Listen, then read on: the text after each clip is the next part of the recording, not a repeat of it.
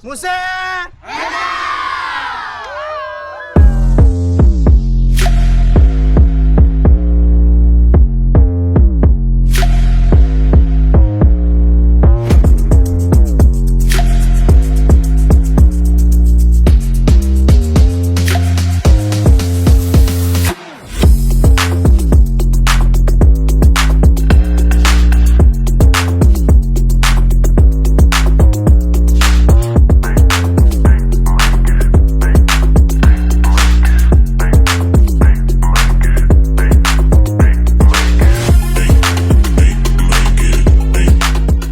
Assalamualaikum warahmatullahi wabarakatuh. Terima kasih kepada semua yang telah bertanding di Padang SK Sri Ciku 2.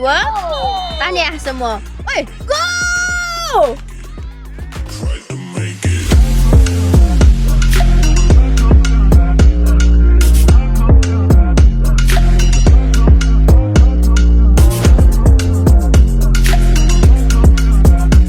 Harapan untuk game hari ini?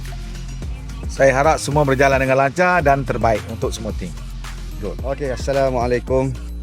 Alhamdulillah tim SK Ciku 7 dah sampai ke peringkat 16. Dan dah sampai ke peringkat 16, maka berakhirlah pasukan kami. Sampai di sini saja, mana pasukan kami ni tidak layak untuk ke suka akhir. Dan kepada pasukan lain, tim lain, good luck dan semoga berjaya. Dan terima kasih juga saya ucapkan kepada coach saya, coach bola hebat saya ni. Boleh bawa murid, walaupun murid kita tak ramai, tapi kami ada. Lacak!